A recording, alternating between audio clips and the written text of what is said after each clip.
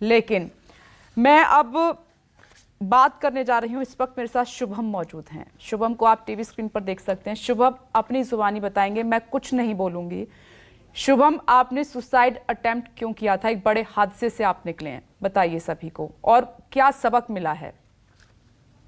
अगर मैं बात करूं 2016 और 17 की, जिस टाइम पर ये ब्लू व्हेल गेम आया था, और ये गेम मैम कोई ऐप की फॉर्म में नहीं था, एक लिंक आता था व्हाट्सएप और किसी भी सोशल मीडिया के थ्रू। उस लिंक पर जाकर एक्टिवेट करना था इस गेम को। और अगर मैं कहूँ कि इस गेम में मैं क्यों इन्वॉल्व हुआ, तो उसके पीछे स्टोरी है कि मेरा कुछ अपना जो था वो खो बैठा था इस गेम में, मतलब उसने अपने आप को खो दिया था। तो एक्चुअली मैं इसमें थोड़ा सा टेक्नो में जितना ज्यादा हो सकता है उतना इम्प्रूव करने की कोशिश करता हूँ। तो मैंने सोचा कि इस गेम को एक बार ट्राई करता हूँ।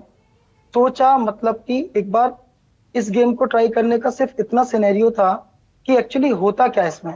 और एक्चुअली मैंने अभी तो मेरे को काफी टाइम हो गया इस गेम को खेले हुए, और मैंने ये चीज तब से लेके अब तक ऑब्जर्व की है कि कोई भी गेम हुआ और कोई भी बच्चा हुआ, सबके अंदर सबसे पहली बात यही आती है कि इस गेम में होता क्या है।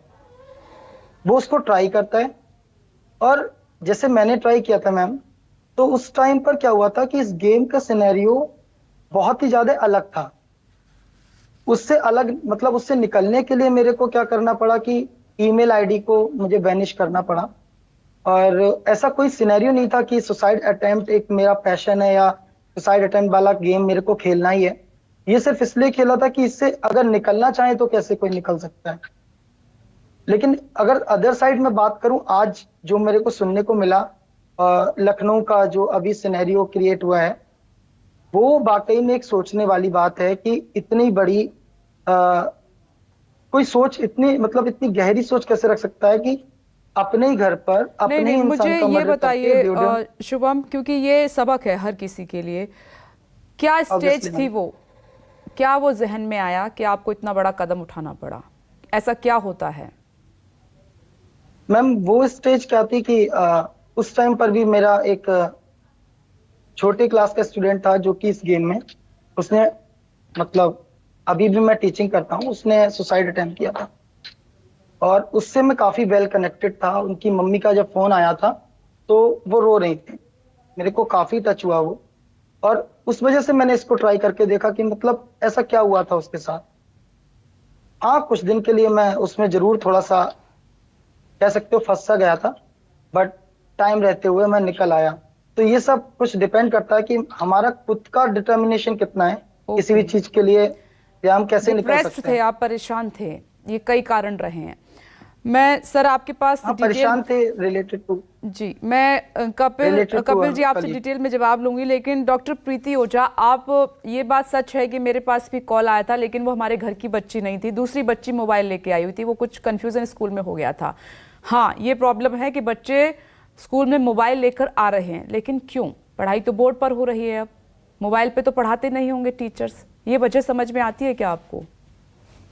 एक कनेक्टेड रहने की जिज्ञासा, सब लोगों से हमेशा इंटरैक्ट करना, अपने बारे में इंस्टेंट मैसेजेस देना, अपनी खुशी को किसी सोशल मीडिया में एक्सप्रेस करना, अपनी आइडेंटिटी को हमेशा मजबूती के साथ सोशल मीडिया पे दिखाना, जो आपका नेचर नहीं है वो बनाने की अगर समाज आपको कोशिश करे, आप करेजियस नहीं हैं, आप बहुत ब्यूटीफुल नहीं हैं, आपसे ज़्यादा लोग बात नहीं करते हैं, तो आपकी कोशिश होती है कि आप उन लम्हों को फोटो में खींच के डाल दें और उसके बाद उसको देखते रहें, बार बार देखें आपको कितने लाइक्स मिले हैं, आप कितना सोशली, आप तो एक तरह से डिपेंड हो जाते हैं सोशली।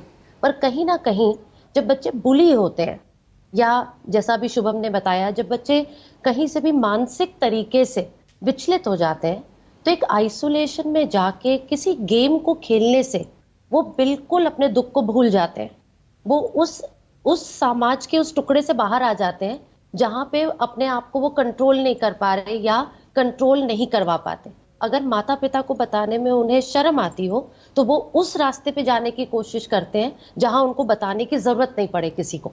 सबसे ज्यादा दुख ये होता है जब बच्चे ये कहते हैं कि हम चाहते हैं कि हम ये ना खेलें, लेकिन हमें खेलने का मन होता है, हमें वहीं जाने का मन होता है।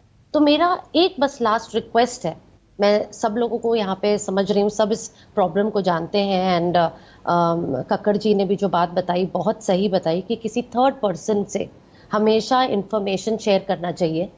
जब बच्चे को बुखार आता है, सबसे पहले पेरेंट्स डॉक्टर के पास जाते हैं सारा काम वाम भूल कर, क्योंकि वो शरीर पे दिख रहा है, बच्चा कर नहीं पा रहा है कुछ, और इसमें इनको शर्म नहीं आती है। लेकिन अगर मानसिक तरीके से बच्चा अगर किसी चीज़ में जूझ रहा है, तो कहीं ना कहीं माता पिता अपने आप को कमज़ोर महसूस करते हैं। वो ये सोचते हैं कि ये कोई ना कोई हमारी प्रॉब्लम है, हमारे फैमिली के बारे में पूछा जाएगा, कहीं ना कहीं एक शर्मनाक स्थिति ना आ जाए, मेरे पे ना ब्लेम आ जाए, और वो मनोवैज्ञानिकों के पास नहीं जाते या काउंसलर्स के पास नहीं जाते। एक प्रोफेशनल एक्सपर्ट की पेरेंट्स को बहुत ज़रूरत है, क्योंकि उन्हें खुद नहीं पता पबजी क्या है। शुभम ने बताया जब उन्होंने खुद खेल के देखा तो उनके अंदर खुद अटेम्प्ट ऑफ सुसाइड का फीलिंग आ गया। अगर एक माँ को पता चल जाए कि इस गेम में इतनी जिज्ञासा हो सकती है, वो दुनिया से लड़ सकती है और उस मोबाइल को हटा सकती है। जब माँ को पता ही नहीं या पिता को पता ही नहीं कि उसकी जिज्ञासा कहाँ तक चली जाएगी एक बच्चे के मन में, वो कैसे इस चीज को प्रोटेक्ट कर पाएंगे। डॉक्टर प्रीति ओझा, ये बात बहुत इंपॉर्टेंट आपने कही है। माँ के साथ साथ पिता की भी उतनी जिम्मेदारी है। ये नहीं कि सिर्फ माँ घर पे हाउसवाइफ है तो उसकी जिम्मेदारी है, नहीं, एक पिता की भी जिम्मेदारी है। जब वो ऑफिस जाते हैं और उसके बाद आते हैं, उनको अपना कर्तव्य बच्चे के प्रति याद होना चाहिए। नमस्कार, मैं हूं मानक गुप्ता।